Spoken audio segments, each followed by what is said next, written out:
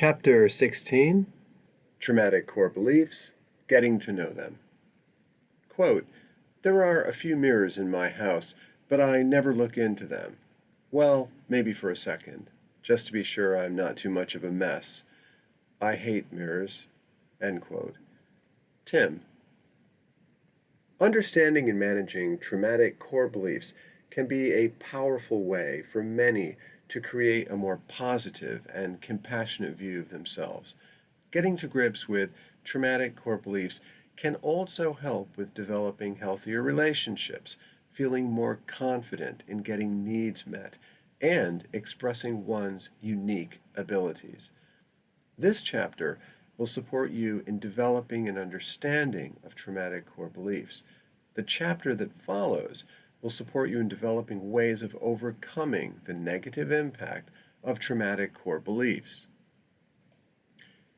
Introducing traumatic core beliefs. The HTP draws on ideas and skills from several therapeutic traditions. The concept of traumatic core beliefs is most closely associated with what is known as cognitive behavioral therapy, or CBT. The development of CBT got off the ground in the 1960s and 1970s. The two most significant figures are Aaron Beck, who created what became known as cognitive therapy, and Albert Ellis, who developed rational emotive behavior therapy. Cognitive behavioral therapy, CBT, is today an umbrella term which comprises the ideas of these original thinkers plus many later developments.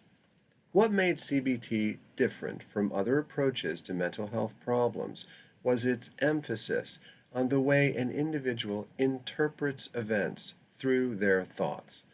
Put simply, if something occurs, we have to give meaning to the event. We have to interpret the event, and we do this through how we think about it.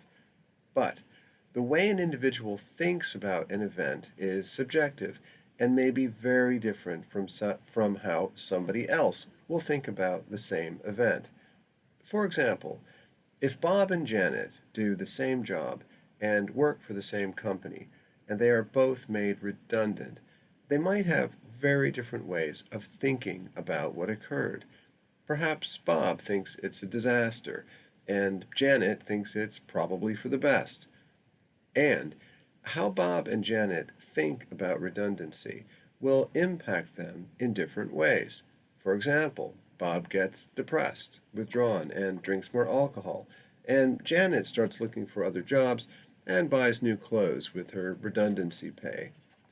The way we think about events affects how we experience ourselves, others, and life.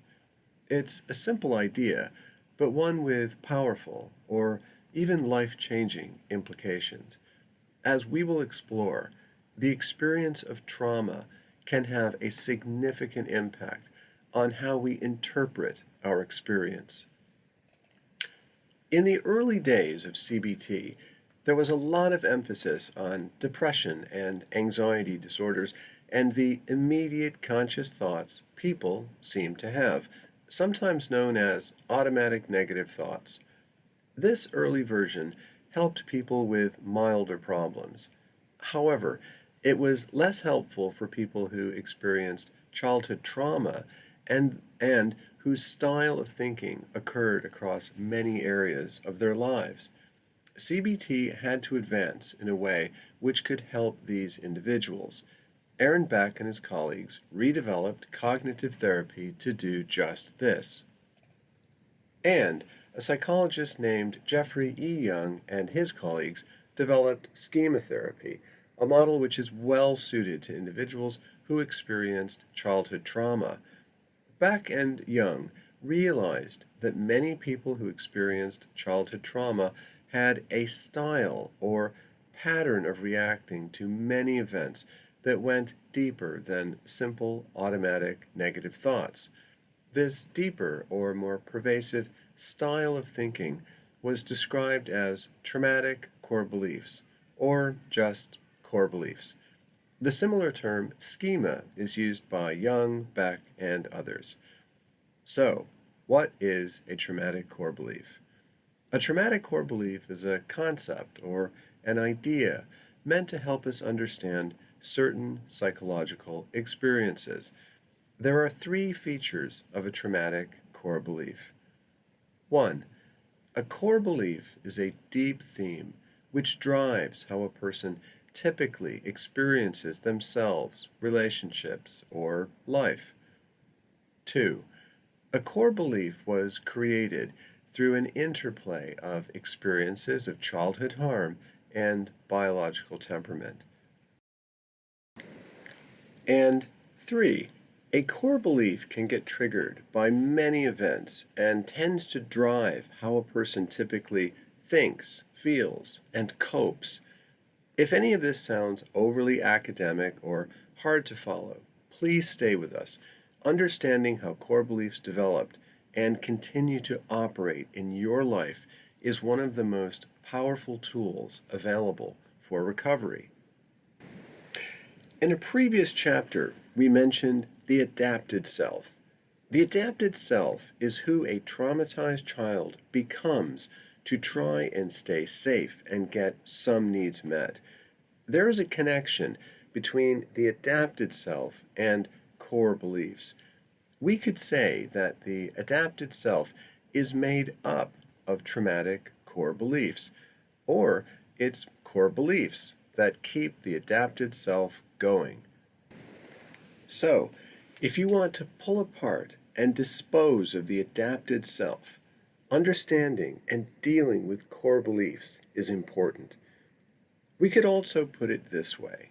If you want to get a better sense of who you really are when trauma is not in control, you will likely need to deal with core beliefs. We will describe core beliefs in more detail in a moment. However, ideas are most meaningful when they are personal. So below you have an opportunity to fill in a questionnaire which can help explain how core beliefs operate for you. Please pause the audio and complete and score what is referred to as the Traumatic Core Belief Questionnaire in the guidebook. Core beliefs in more detail. If your questionnaire suggests that you struggle with moderate or significant difficulties with core beliefs, this is not something to get depressed about, and it's definitely not something to feel bad about. There is evidence that people who experience childhood harm are more likely to develop painful core beliefs. Also, it's possible to make progress in healing core beliefs, which is what much of the next chapter focuses on. But let's look in more detail at these core beliefs. Scoring core beliefs mathematically is just one way of seeing how relevant they are. The extent to which you can identify with the descriptions below is at least as important as what the math suggests. 1. People will harm me. People who carry around the core belief that people will harm them are likely to have difficulty trusting others. They may be quick to imagine that others will deceive, manipulate, or hurt them physically or emotionally. They can be hypervigilant for hidden agendas or ulterior motives. They can be anxious with people they don't know and may avoid social situations. Being mistrustful of others in a biased way is often a natural result of having been abused or deceived in childhood. If people hurt you in the past, you are likely to imagine this will happen again. 2. People will neglect or abandon me. People with this core belief tend to imagine that other people will not truly care about them or meet their needs for love or affection. Because they expect that others will not really care about them, they may accept being neglected in their relationships because that's just how it is.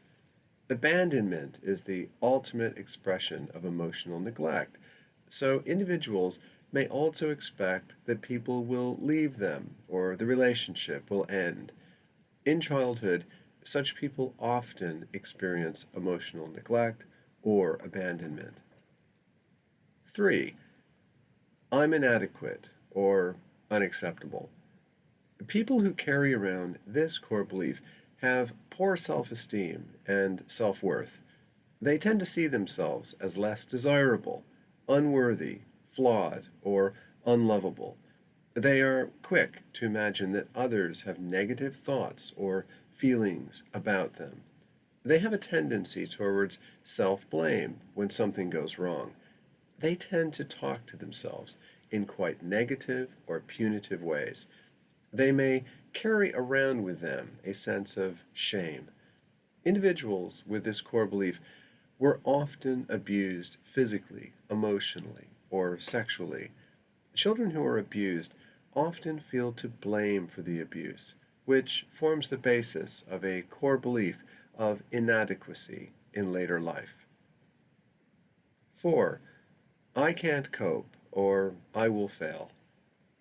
Individuals who carry around this core belief lack confidence that they can cope with life's challenges, whether those challenges are educational, financial, occupational, or just everyday problems. They are quick to imagine that they will fail if they try something and are rather avoidant of new challenges. They might be dependent on others they see as stronger as a means of coping. These individuals often had the confidence knocked out of them during childhood through emotional or other forms of abuse.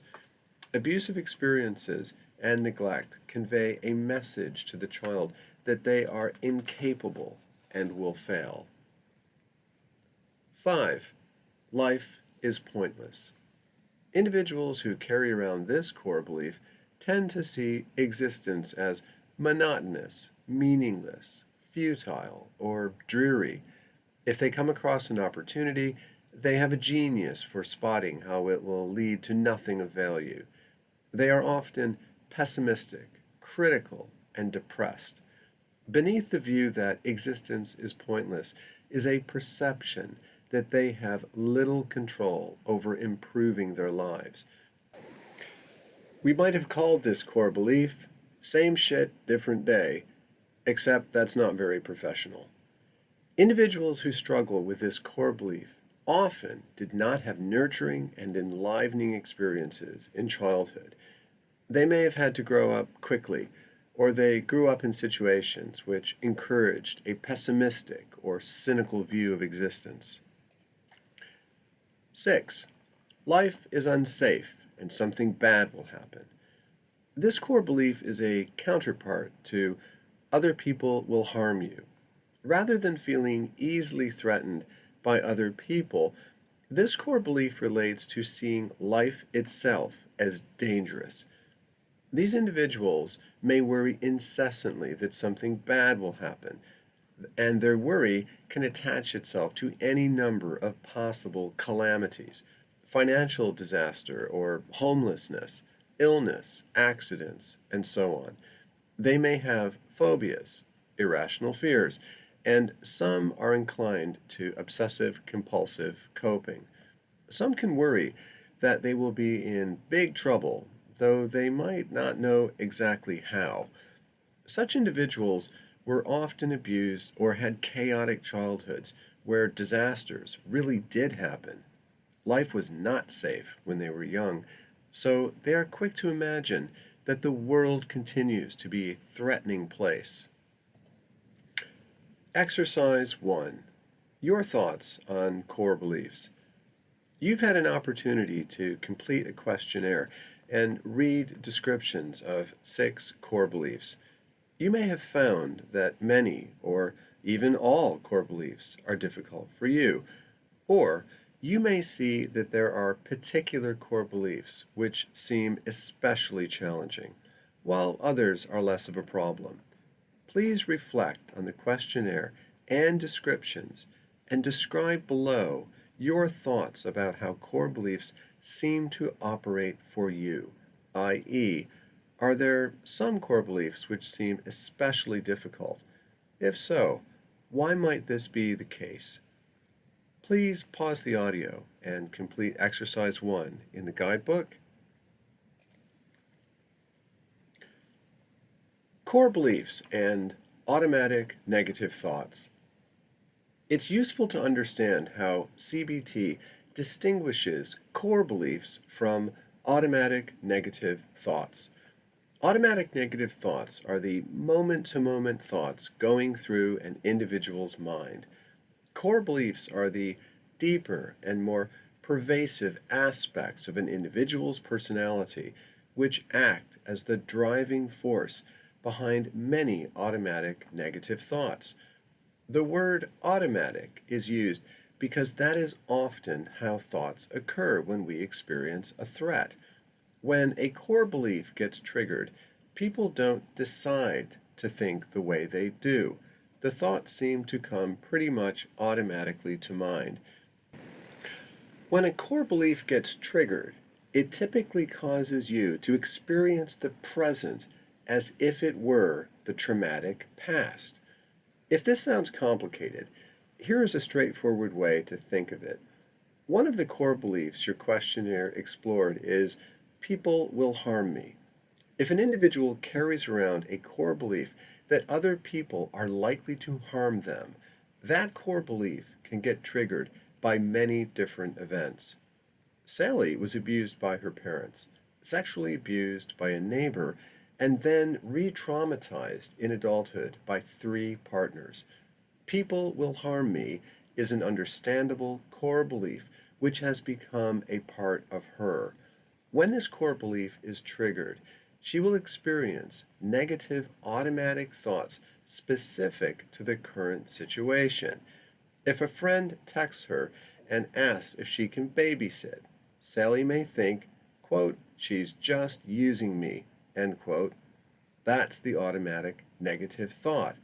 If a cashier gives her the wrong change and she has to correct him, Sally might think, quote, he tried to rip me off. That is the automatic negative thought. If Sally is at her book club meeting and notices 2 women speaking quietly to one another, Sally may think, quote, they're talking shit about me, end quote. That is the automatic negative thought. Even though the content of these automatic negative thoughts differ in each situation, the driving force underlying these thoughts is the same core belief. People will harm me. However, it's important to point out that not all automatic negative thoughts are driven by core beliefs. For example, if you are approached by an aggressive man in a dark alley and you think, he might hurt me, this sounds like a healthy and reality-based thought. Automatic negative thoughts driven by core beliefs are biased by past trauma, and as a result, they tend to be unrealistic and out of proportion. How do core beliefs develop? The general view is that there are 2 interacting reasons why core beliefs develop.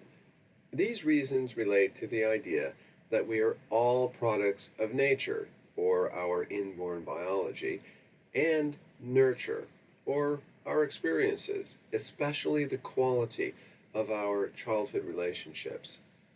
Core beliefs develop due to mistreatment, neglect, or abandonment. That's nurture. In a previous chapter, you explored the messages you received in childhood, either directly through what was said to you or indirectly through how you got treated. If the message, you are useless, is conveyed to you through others' words or actions often enough, you absorb the message. This message is the basis of core beliefs, such as I am inadequate or unacceptable, or I can't cope, or I will fail. Childhood abuse originally caused the core beliefs to develop, and then the core beliefs took on a life of their own when the abuser was no longer there to send the messages. There is also growing evidence that biological temperament, or nature, plays a significant role in personality development. In other words, some people are born with a biological temperament which makes them more vulnerable to abuse and neglect if it occurs. This can help to explain why siblings exposed to similar experiences can be affected to different degrees. For certain people who experienced childhood harm, this is useful to know. Some people can feel like a failure because they seem to have been badly affected by childhood harm, whereas the impact on others they grew up with seems less significant. Biological sensitivity to trauma can help explain this. Triggers. For those who experienced childhood harm, triggers can be anywhere. Triggers can be at the post office, some news item on the radio, the phone ringing, the mail arriving, a sudden noise, something your partner said, or the expression on a stranger's face. However, core beliefs are not constantly being triggered. Core beliefs can lie dormant. They exist and are part of you because of the many traumatic events you experienced, but they are often waiting to be triggered. So, core beliefs can at any time lie dormant or they can be activated by a trigger. This is often why you sometimes feel better and more confident, and other times can feel awful, frightened, angry, ashamed, lonely, and so on. What will trigger a particular core belief will vary from person to person because it depends on past experiences. Pulling these ideas together. People who experienced childhood harm are more likely to find themselves encountering powerful and painful emotions, torturous thoughts, and disturbing impulses. These difficult states of consciousness can seem both bewildering and overwhelming. One of the values of the CBT approach is that it encourages individuals to stand back and observe their experiences. In getting some distance, you can break down what is happening into meaningful parts. This can then allow you to feel a better sense of control, feeling less bullied by the damaging effects of past trauma and more confident that you can handle your emotions and direct your life is important. The chart below illustrates how experiences can be pulled apart in meaningful ways. This chart is general rather than relating to any individual's particular experience. Later in this chapter, you will have an opportunity to begin breaking down your specific experiences in ways which will hopefully be meaningful. Please look through this chart and see what you can identify with. Please pause the audio and review Chart 1 in the guidebook. 3 reasons not to despair. If you appreciate that core beliefs are derailing your sense of self, relationships, and personal development, this is a dilemma we believe can be viewed with some optimism. 1. Traumatic core beliefs and related automatic negative thoughts are not the truth. Is the light on or off in the room you are currently sitting in? Putting aside some potential heavy philosophical arguments, you probably can feel fairly certain you know what's true about the light being on or off. However, much of everyday human communication is much more complicated. To understand what is true, we often have to make guesses or inferences about other people's behavior, thoughts, or feelings. Childhood trauma and the resulting core beliefs can encourage individuals to make guesses that are heavily biased. Marta grew up in a family where abuse and neglect were frequent. She was invited to a work party. A part of her wanted to go, but another part didn't want to. We asked her why. Quote, "Because they all hate me. They all joke around with each other, and I'm always left out." The only reason they invited me to the party is because they have to. They don't really want me there, and if I go, I'll just end up on my own. End quote. When we explored Marta's relationships with her workmates, we could see evidence that some people liked and accepted her.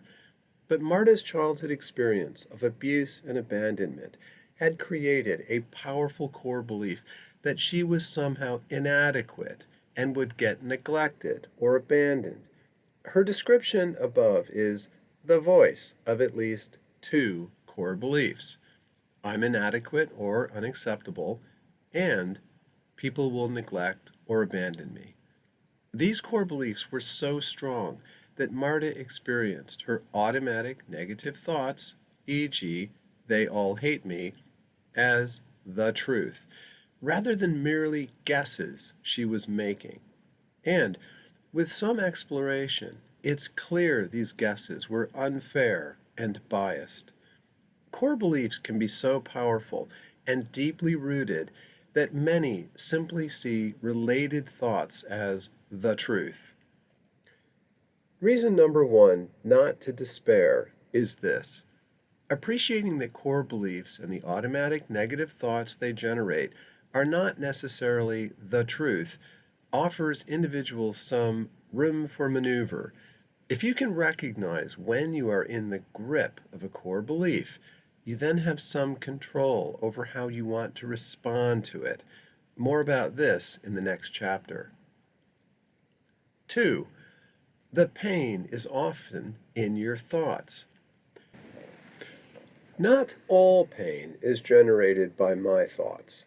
If I accidentally hit my hand with a hammer or someone is threatening me, the source of physical or emotional pain is real.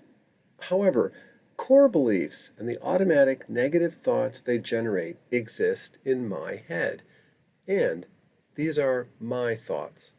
They may have deep roots in many historical experiences of abuse, neglect, or abandonment, and they might be triggered by something happening now. But the thoughts I'm having are in my head. This might sound like an obvious or even pointless thing to say. However, for many people who experienced childhood harm, the psychological pain they are feeling can seem to be caused by events outside of their control. Many people we work with know the experience of ruminating for hours over some perceived threat or insult and the intense fear or anger it generates.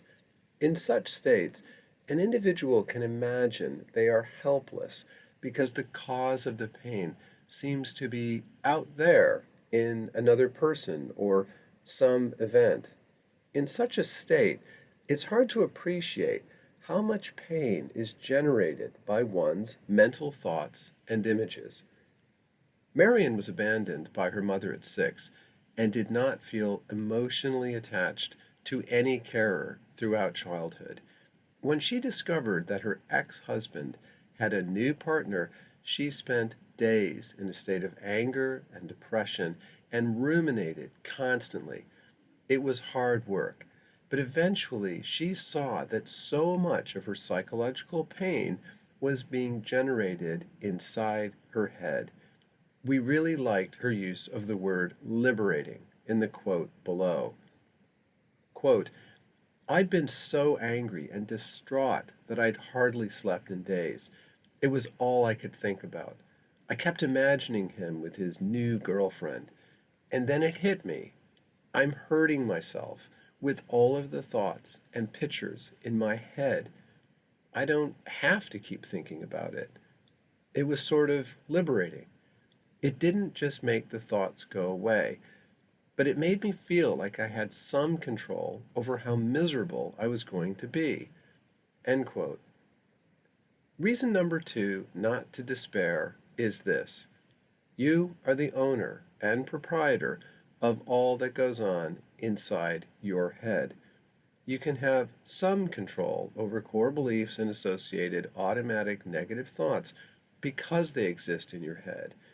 We highlight the word some because we appreciate how very deep and powerful core beliefs are. The extent to which individuals can control core beliefs and related automatic thoughts does vary. Some individuals can develop substantial control, but it may be a much more difficult task for others. What's important is that people can move in a positive direction, and even gaining 10 to 15% more control represents progress.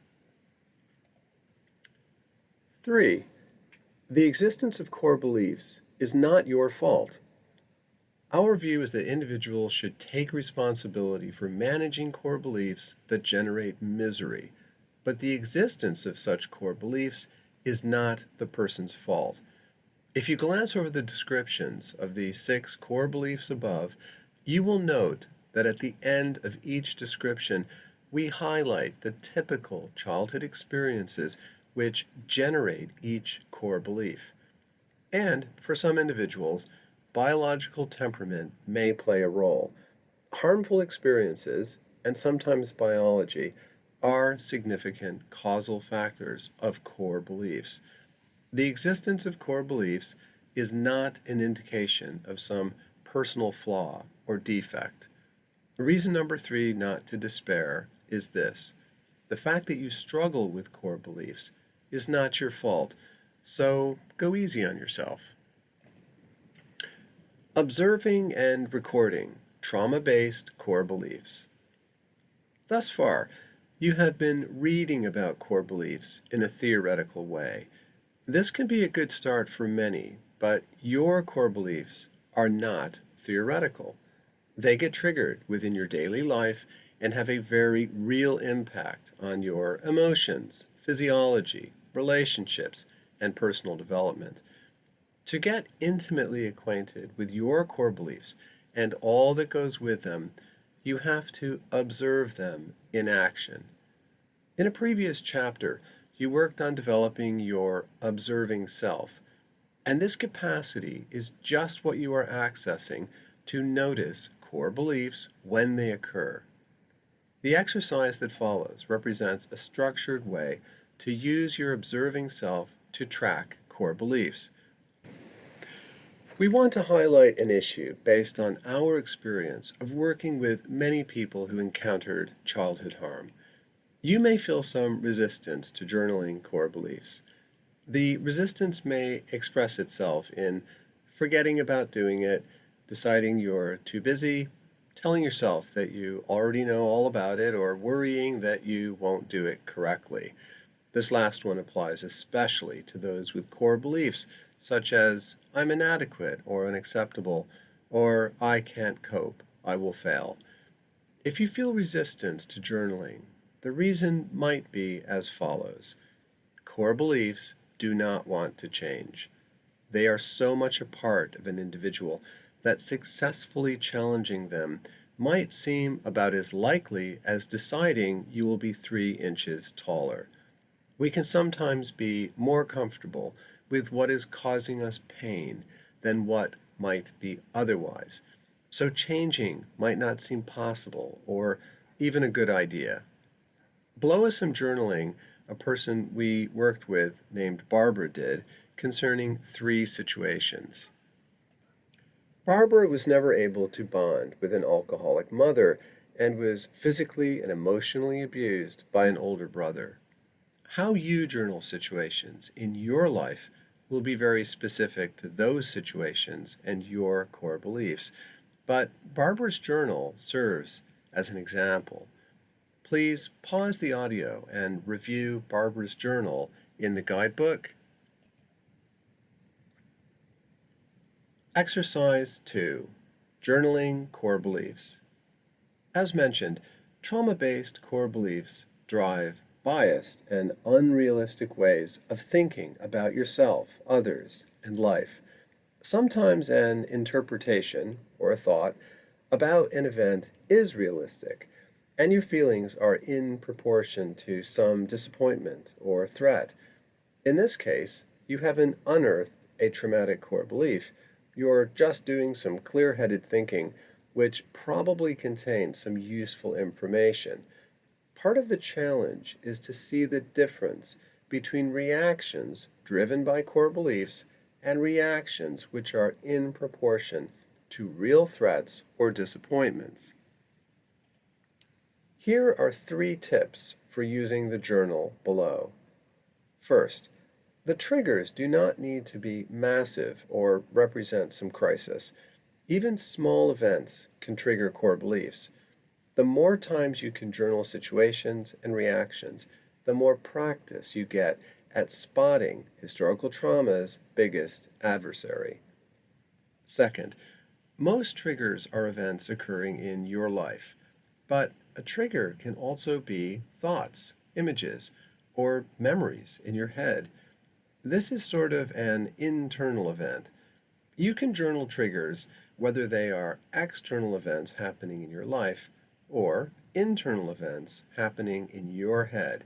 You can find core beliefs either way. Third, it's helpful to have a copy of the journal that you can take with you in a purse, wallet, or pocket.